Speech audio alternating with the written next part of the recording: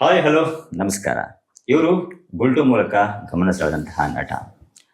ಕ್ಷೇತ್ರಪತಿಯ ಮೂಲಕ ಚಂದನವನದಲ್ಲಿ ತಮ್ಮದೇ ಆದಂತಹ ವಿಭಿನ್ನವಾದಂತಹ ಶೈಲಿಯ ಮೂಲಕ ಎಲ್ಲರನ್ನ ಗಮನ ಸೆಳೀತಾ ಇರುವಂತಹ ನಟ. ಅಪ್ಪಟ ಉತ್ತರ ಕರ್ನಾಟಕದ ಪ್ರತಿಭೆ, ನಮ್ಮೆಲ್ಲರ ಪ್ರೀತಿಯ ನವೀನ್ ಶಂಕರ್ ಸರ್ ಇವತ್ತು ನಮ್ಮೊಟ್ಟಿಗಿದ್ದಾರೆ. ಅವ್ರನ್ನ ಕಾರ್ಯಕ್ರಮಕ್ಕೆ ಸ್ವಾಗತ ಮಾಡೋಣ. ಸರ್ ನಮಸ್ಕಾರ, ಹೇಗಿದ್ದೀರಿ?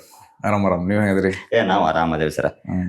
ಮೊದಲನೇದಾಗಿ ಸರ್, ನಿಮ್ಮನ್ನ ಕಂಡ್ರೆ ನಮ್ಗೆ ಬಹಳ ಯಾಕೆ ಇಷ್ಟ ಆಯ್ತು ಅಂತಂದ್ರೆ, ಫಸ್ಟ್ ಆಫ್ ಆಲ್ ಹೇಳತ್ತೀನಿ ಅಂದ್ರೆ, ನೀವು ಎಲ್ಲೇ ಹೋದ್ರು ನಮ್ಮ ಉತ್ತರ ಕರ್ನಾಟಕ ಶೈಲಿಯನ್ನ ಮರ್ತಿಲ್ಲ. ಫಸ್ಟ್ ಆಫ್ ಆಲ್ ಅದು ಬಹಳ ನಮ್ಗೂ ಖುಷಿ ಆಗುವಂತಹ ವಿಚಾರ. ಸೊ ಅದ್ರ ಬಗ್ಗೆ ಹೇಳೋದಂತಂದ್ರೆ, ಯಾವ್ದೇನ್ ಕ್ರೆಡಿಟ್ ತಗೊಳ್ಳೋಂತ ಕೆಲಸ ಏನಲ್ಲ, ನಾವೆಲ್ಲಿಂದ ಬಂದಿರ್ತೀವಿ.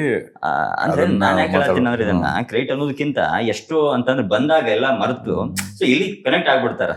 ಸೊ ಅಂತದ್ರೊಳಗೆ ನೀವು ಇದು ನಮ್ಮ ಟ್ರೇಡ್ ಮಾರ್ಕ್, ಇದು ನಮ್ಮ ದೇಶಿ, ಅಂದ್ರೆ ನಾವ್ ಅಲ್ಲಿಂದ ಬಂದಂತವ್ರು ಅದ್ ಮರ್ತಿಲ್ಲ ಅನ್ನುವಂಥದ್ದು ಒಂದು. ಆಕ್ಚುಲಿ ಫಸ್ಟ್ ಬೆಂಗಳೂರಿಗೆ ಬಂದಾಗ ಬಂಧುಗಳನ್ನ ಅಂದ್ರೆ ನಮ್ಗೆ ಆಕ್ಟಿಂಗ್ ಇಂಟ್ರೆಸ್ಟ್ ಇದ್ದಿದ್ರಿಂದ, ಆಮೇಲೆ ಥಿಯೇಟರ್ ಮಾಡ್ತಿದ್ರಿಂದ ಈ ಕಡೆ ಭಾಷೆದು ಈ ಕಡೆ ಡೈಲೆಕ್ಟ್ ಜಲ್ದಿನ ಕೂತ್ಕೋತು. ಅದಿನ್ ಸ್ವಲ್ಪ ಬೆಟರ್ ಆಗಿ ಆ ಡಿಫ್ರೆನ್ಸ್ ಈಗ ನಮ್ ಕಡೆ ಇಲ್ಲಿ ಬಂದಿರೋರದ್ದು ಸ್ವಲ್ಪ ಸಣ್ಣದಾಗಿ ಡಿಫ್ರೆನ್ಸ್ ಗೊತ್ತಾಗ್ಬಿಡ್ತೈತಿ. ಹೌದು ಹೌದು. ಯಾವ ರೀಜನ್ ಇಂದ ಬಂದಾರಂತ ಅದು ಗೊತ್ತಾಗ್ಲಾರ್ದಷ್ಟು ನಾನು ಈ ಕಡೆ ಮಾತಾಡಿ ಅದು ಯೂಸ್ ಆಯ್ತು. ಅವಾಗಿಂದ ಮತ್ತೆ ಸ್ವಿಚ್ ಆದ. ಸೊ ನಿಮ್ಮ ಸಿನಿಮಾ ಡೈಲಿ ಕೂಡ ನೋಡಿದವ್ರು ಏನಂತಾರೆ ಸರ್, ಹೆಂಗ್ ಕನೆಕ್ಟ್ ಆಗ್ತದೆ ಜೀವನಕ್ಕೂ ಮತ್ತು ಇದಕ್ಕೂ ಹೆಂಗ್ ಕನೆಕ್ಟ್ ಆಗ್ತದೆ ಅಂತ ಹೇಳಿ? ಇಲ್ಲ, ಈ ತರ ಸಿನಿಮಾಗಳು ಇರ್ತಾವಲ್ಲ, ಅಂದ್ರೆ ಏನ್ ನೋಡಿದವ್ರ ಏನಂತಾರೆ ಸಿನಿಮಾಗಳು, ಇವು ಇದ್ರಾಗ ಎಕ್ಸಾಜುರೇಷನ್ ಇರುವುದಿಲ್ಲ. ಯಥಾವತ್ ಲೈಫ್ನ ನಾವು ಸಿನಿಮ್ಯಾಟಿಕ್ ಆಗಿ ತೋರ್ಸಕ್ ಪ್ರಯತ್ನ ಪಟ್ಟಿರ್ತೀವಿ. ಅಷ್ಟು ಬಿಟ್ರಪ್ಪ ಅಂದ್ರೆ ಲಾಜಿಕ್ ಆಗಲಿ ಅಥವಾ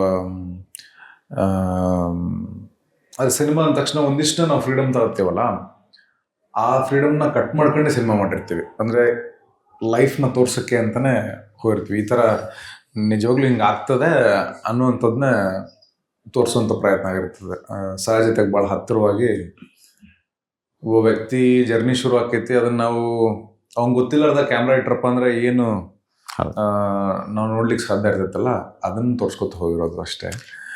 ತುಂಬ ಭಾಳ ಸಹಜವಾಗಿರುವಂಥ ಸಿನಿಮಾ, ಭಾಳ ಆರಾಮಾಗಿ ಸಾಗುವಂಥ ಪಿಕ್ಚರ್ ಇದು. ಅದೇ ನವೀನ್ ಸರ್, ನಾನು ಯಾಕೆ ಹೇಳಿದ್ನಪ್ಪ ಅಂತಂದ್ರೆ, ಈಗ ನಾವು ಬದುಕೋದಂತ ಮುಂಚೆನೆ ಹೇಳಿನ, ಅಂದ್ರೆ ನಾವು ಇನ್ನೊಬ್ರಿಗೋಸ್ಕರ ಬದುಕ್ತಿರ್ತೀವಿ. ಅಂದ್ರೆ ಇನ್ನೊಬ್ರು ಯಾರು ಏನ್ ಅನ್ಕೊಂತಾರ ಅಂತ ಹೇಳಿ ನಾವು ಹಂಗ ಯೋಚನೆ ಮಾಡ್ತಾ ಇರ್ತೀವಲ್ಲ. ಸೊ ಅದ್ರ ಬಗ್ಗೆ ಹೇಳೋದಾದ್ರೆ ನಿಮ್ಮಲ್ಲ, ಅಂದ್ರೆ ನಿಮ್ಮ ವರ್ಡ್ ಏನದು, ಯಾವ ರೀತಿ ಅಂತ ಹೇಳಿ? ಎಲ್ಲರೂ ಹಂಗೆ ಶುರು ಮಾಡೋದಲ್ಲ, ಅಂದ್ರೆ ಅದು ಬೆಳೆಸೋದ ಹಂಗೆ ಬೆಳೆಸ್ಬಿಡ್ತಾರೆ. ಅದು ಎಜುಕೇಶನ್ ಜಾಸ್ತಿ ಹಾಕೋತ ಮೆಚುರಿಟಿ ಜಾಸ್ತಿ ಹಾಕೋತ ಕಮ್ಮಿ ಹಾಕೋತ ಬರುತ್ತೆ.